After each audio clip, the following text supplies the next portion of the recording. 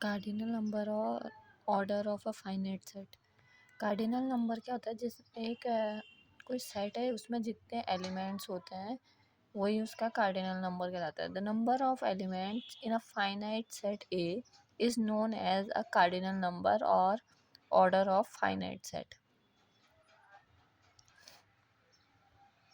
इसको डिनोट करते हैं एन ऑफ ए से। अब टाइप्स ऑफ सेट आ गए। टाइप्स ऑफ सेट में पहला टाइप है एम्प्टी सेट या नल सेट या वॉइड सेट। अब एम्प्टी सेट क्या होता है, जिसमें कोई एलिमेंट नहीं होता है। A set containing no elements, जिसमें कोई भी एलिमेंट ना हो वो क्या कहलाता है, एम्प्टी सेट। अब जैसे यहाँ है x such that x less than one, और एक्स जहाँ पर एक नेचुरल नंबर है, तो वन से छोटा कोई नेचुरल नंबर नहीं होता, तो इस सेट के अंदर कोई एलिमेंट्स नहीं आया, तो इसका ऑर्डर क्या हो गया, 0। यह एक एम्प्टी सेट हो गया। सेकेंड है फाइनाइट सेट। अब फाइनाइट सेट क्या होता है, जिसमें हम एलिमेंट्स को काउंट कर सकें। जैसे यहाँ if the number of elements in a set is 0, या तो 0 हो और finite, then it is called finite set.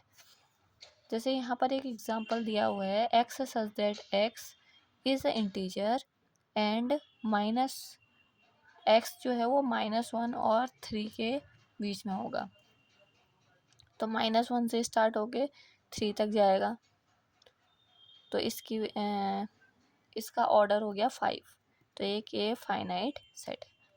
अब cardinal number of finite set is finite. Cardinal number या ऑर्डर क्या होगा इसका, फाइनाइट। फिर आ गया infinite set.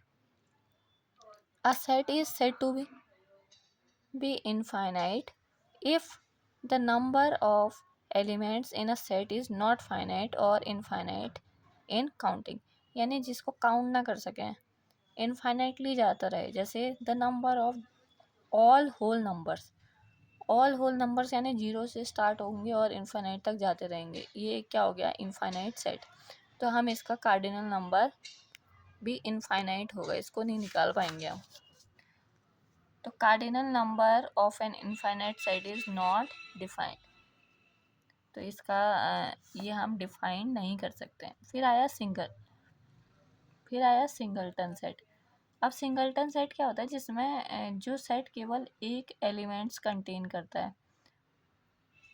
A set containing only single element is called a singleton set. जैसे x such that x is an integer and x जो है वो 1 और 3 के बीच में आएगा, 1 और 3 के बीच में एक बस 2 आता है, तो ये क्या हो गया, सिंगलटन सेट। Equal set. अब इक्वल सेट क्या होता है, जो एलिमेंट भी सेम कंटेन करें और जिनका ऑर्डर भी सेम हो। तो two sets A and B are set to be equal if they contain exactly the same element regardless of order, और ऑर्डर भी क्या हो, सेम हो। जैसे ए है ए बी सी डी और बी है डी बी ए सी, यानी अब इसमें ए है, इसमें भी ए है, बी है, बी है, सी है, सी है, और डी है, इसमें भी डी है, और इनका नंबर ऑफ एलिमेंट सेम है, यानी ऑर्डर भी सेम है, तो ए और बी इक्वल सेट्स हो गए। फिर आता है equivalent set. Two sets A and B are said to be equivalent if they have same number of element। सिर्फ नंबर ऑफ एलिमेंट सेम हो, उसके अंदर कुछ भी हो ये फर्क नहीं पड़ता है सेट्स के अंदर, सिर्फ उसके नंबर ऑफ एलिमेंट सेम हो यानी ऑर्डर सेम हो, तो वो एक इक्विवेलेंट सेट होता है। जैसे यहाँ देखना एग्जांपल है, A123 1 3 5 7 9 और BAEIOU, तो नंबर ऑफ एलिमेंट्स ए में भी 5 हैं, बी में भी 5 हैं, तो एक इक्विवेलेंट सेट हो गया।